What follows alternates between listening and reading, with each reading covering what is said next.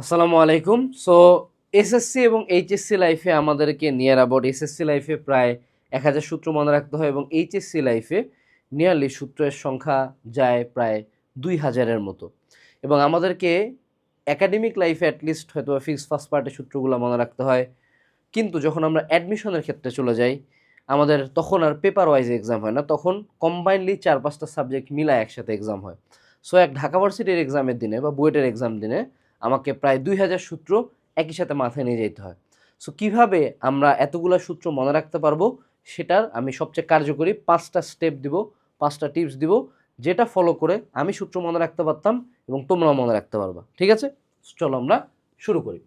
So প্রথমে সূত্র মনে রাখার জন্য আমাকে প্রথম জানতে হবে সেটা হলো যে কোনো সূত্রের ক্ষেত্রে সেই রাশিটার পরিচয়। যেমন ধরে নিলাম যে আমি হল বিভবের যে সূত্রটা VH equals to IB divided by NTQ। এখানে I হলো আমার ইলেকট্রিসিটি ধরে নিলাম, B হইল আমার ধরো নাও ম্যাগনেটিক ফিল্ড, N হইল আমার নাম্বার অফ ইলেকট্রনস ধরে নাও, T হইল আমার থিকনেস, Q হইল আমার আধান, সে টু সে। এটা আমি আমার মতো করে মনে রাখছি, ভুল হইতে পারে, আমি বোঝানোর জন্য বলতেছি। এখন দেখো এই টি কিন্তু যেমন V is equals to U plus এটি, এইটি কিন্তু টাইম, তাই না? অর্থাৎ একই টি দুই জায়গায় দুইটা ডিফারেন্ট রাশি নির্দেশ করতেছে। এরকম প্রত্যেকটা সূত্রের ক্ষেত্রে আমাদের ব্রেন এরকম রাশি হয়তো বা পরীক্ষার হলে মনে আসতেই পারে, হ্যাঁ যে VH ইকুয়ালস টু IB/NTQ, কোন রাশিটা কি মিন করতেছে এইটা মনে রাখলে সূত্রটা মনে রাখা বা মুখস্থ করা অনেকাংশে ইজিয়ার হয়ে যাবে। সো যখনই কোনো সূত্র পড়বা বইয়ে বা অন্য কোনো জায়গায়, পারলে একটা নোট বানায় বইয়ের মধ্যেই প্রত্যেকটা রাশির পাশে সে রাশির পরিচয়টা লিখে দাও। অনেক সময় ধরে নাও যে তোমার এখানে টিকে ওরা অনেক অন্য নাম দিছে, কিন্তু তুমি পরীক্ষার হলে লিখতেছো প্রতিবারই তোমার প্রশ্নের মধ্যে যেটা থিকনেসের মান বা যেটা পুরুত্ব বলে, সো সেটাই তুমি এই ম্যাথটাতে ইউজ করো। সো তুমি এখানে থিকনেসের পাশে লিখে দাও পুরুত্ব। যেমন ধরো আমাদের একটা ওই যে প্লেটের ম্যাথ আছে না, আমাদের হলো ফ্লুইড মেকানিক্সে পদার্থের গাঠনিক ধর্মতে, যে DY/dx করা যায়। এখানে ডিএক্সটা অ্যাকচুয়ালি কি, ডিএক্সটা আলটিমেটলি দুইটা প্লেটের মধ্যবর্তী দূরত্বটাকে ডিএক্স দিয়ে প্রকাশ করতেছে। সো তুমি এখানে লিখে রাখো সাইডে টান দিয়ে যে দুই প্লেটের মধ্যবর্তী দূরত্ব, বা এখানে যে তরলটুকু আছে সেই তরলটুকুর পুরুত্ব, এইভাবে মনে রাখতে হবে। অর্থাৎ তুমি যখনই সূত্র পড়বা মেক শিওর তুমি প্রত্যেকটা রাশির পরিচয় তুমি জানো। স্টেপ নাম্বার 2, এবং এটা আমি বলবো ভেরি ভেরি ইম্পর্ট্যান্ট, আমাদের স্টুডেন্টরা এইটাই মিস করে।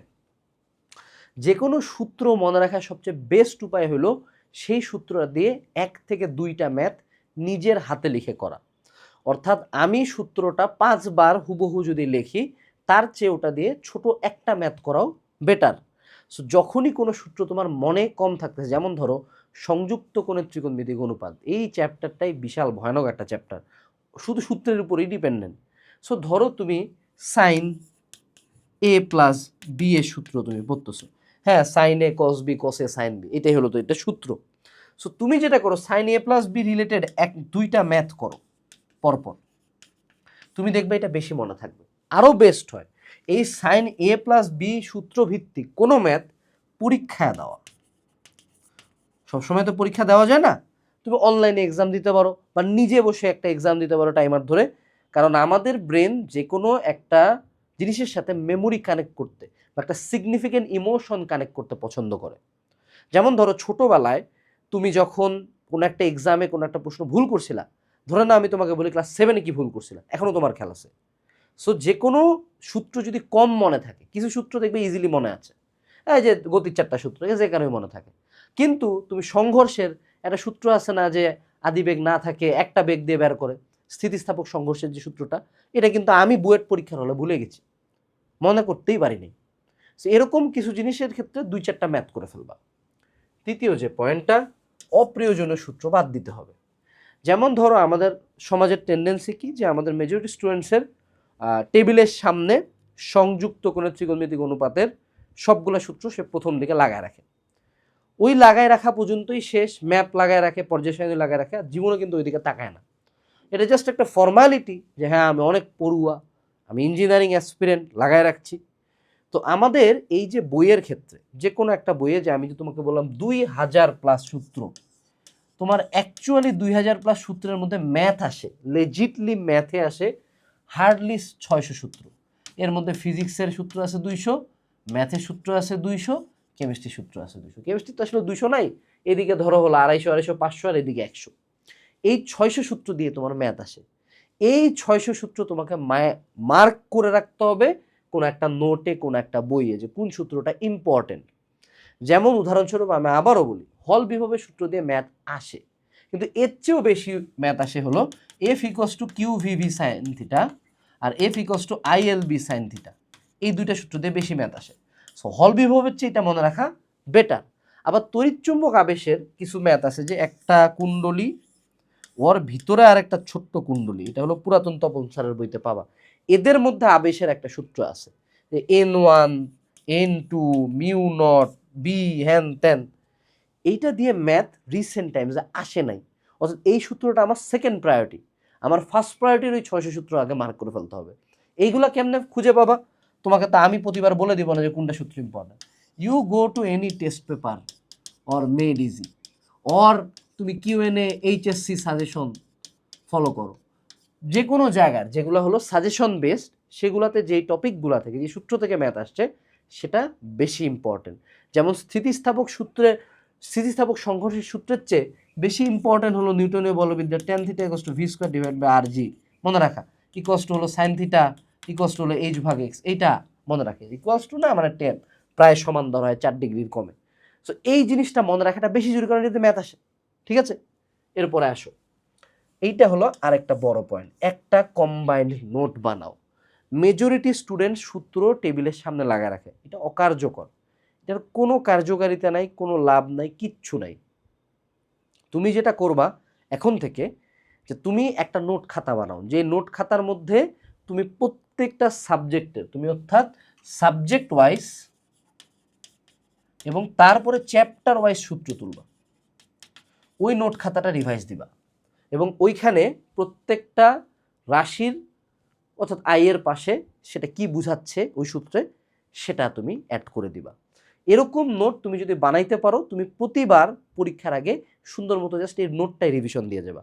এবং যত তুমি বড় হবা, অর্থাৎ কলেজের পরীক্ষার আগে পুরো বই তুমি পড়তে পারবা না, বুয়েট পরীক্ষার আগে আরও এগুলা কিছুই পড়া যায় না থিওরি, তখন শুধু সূত্র দেখে চলে যেতে হয়।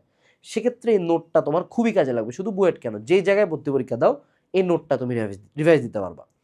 এখন যদি তোমার মনে হয় যে ভাইয়া ম্যানুয়ালি এতগুলো চ্যাপ্টার আমার অলরেডি পড়াও হয় নাই, নোট করতে করতে 2 বছর চলে যাবে, সেক্ষেত্রে সেফার অপশন হইল মার্কেটের, এই যে দেখো এটা হলো নাম্বার 8 বেস্ট সেলার, রকমারিতে টপ যে 10টা বই বের হয় তার মধ্যে 8 নাম্বার এই বইটাই।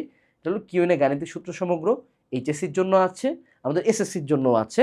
এই জায়গাটাতে তুমি সুন্দর মতো, এই বইটাতে আমরা সবগুলা সূত্র ব্যাখ্যা সহ দিয়ে দিছি, অর্থাৎ সূত্র তার পাশে রাশিমালা, এরকম করে গোছানোভাবে ইহ জনমে যত সূত্র আছে সবগুলা দেওয়া আছে। তোমার কাজ হলো এই বইটা নিয়ে সূত্রগুলা বারবার রিভাইজ করা এবং এই বইটার মধ্যে মার্কিং করে ফেলা যে কোন কোন সূত্র আমার বেশি ইম্পর্টেন্ট। ঠিক আছে, so this is the book you can order from the description, রকমারিতেও পাবা, আমাদের ওয়েবসাইটেও পাবা।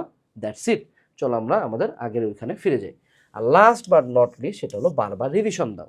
যেমন আমার যখন খেয়াল হয়, আমি যখন ফার্স্ট ইয়ারে পড়ি এইচএসসি, ফার্স্ট ইয়ারে আমার অনেক সূত্র মনে থাকতো না, পরীক্ষার হলে যায় ভুলে যাই, বারবার দেখতে হয়, রিভাইজ করতে হয়।